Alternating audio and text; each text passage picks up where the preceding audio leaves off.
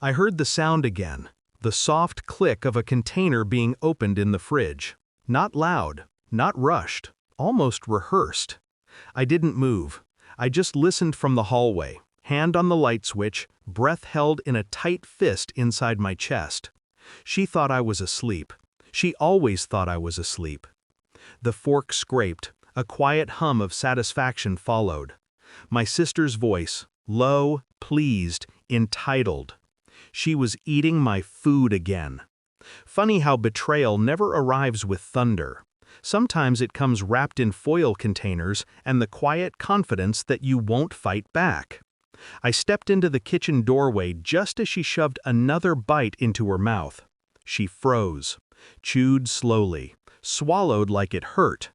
Her eyes flicked to the container in her hand, the one clearly labeled with my name.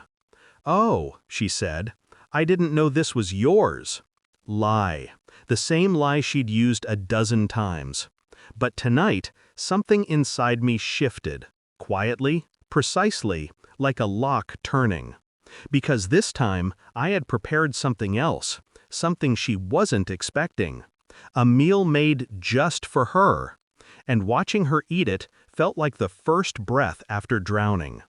I didn't smile, but inside, a door opened, a very cold one. It began months earlier. Small disappearances at first. My leftovers, my snacks, the lunches I prepped for work. She'd shrug, blame exhaustion, or say she thought it was community food. We weren't children, we weren't starving, she had her own groceries, but she always reached for mine. At first I tried explaining, calm, patient, then labeling, then hiding things deep in the fridge. Somehow, she always found them. It wasn't about food, it never was.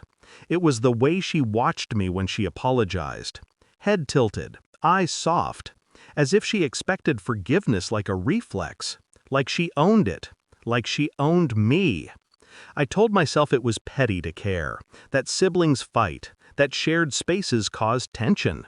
But each time I opened a container and found it empty, something cracked a little more. Not the food, the trust. And once trust breaks, everything else becomes visible. The little smirks, the casual insults, the way she'd take and take and take until there was nothing left except what she decided to leave behind. She liked control, and she thought I didn't notice, but I did. I noticed everything. So I stopped reacting. That was the first part. The second was observation. I watched what she touched first, what she reached for, what she claimed she didn't like but somehow devoured when I bought it. I noted the timing, late at night when she thought I was asleep, early mornings before I woke. Patterns formed, predictable ones. So I planned. Not revenge, not at first, just a test. A special meal, mildly spicy, heavily seasoned, perfectly harmless unless someone ate too much of it too fast. Something I knew she would steal the moment I turned away. I cooked it slowly, methodically, letting the scent fill the house. I set it in the fridge, right at eye level. I labeled it with my name, because I wanted the choice to be deliberate. She wouldn't be able to resist. And she didn't. When the container clicked open in the kitchen tonight, I felt something inside me steady, solid, like the ground finally stopped shaking. This wasn't about food anymore. It was about the quiet arrogance of someone who believed consequences were optional. She set the half-empty container down when she saw me. Her throat worked like every swallow was a negotiation with pain. What did you put in this?" she whispered. I stayed still. "Nothing dangerous," I said. "Just something with a kick. I made it for me." Her face twisted. Anger, embarrassment, fear. A perfect blend. "You did this on purpose?" "Yes." "You wanted me to suffer?" "No." I let the truth settle between us. "I wanted you to stop." She opened her mouth again, but the words didn't come. She knew. She finally understood. Her hand shook as she pushed the container away, as if distance could undo what she'd done. But it wasn't the spice that broke her. It was the look on my face.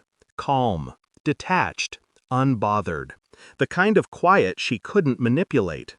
I took the container gently, placed it back in the fridge, and wiped the counter with slow, deliberate strokes. "You knew I'd eat it," she said. I didn't answer. Because she was right. I didn't need to yell. I didn't need to shame her.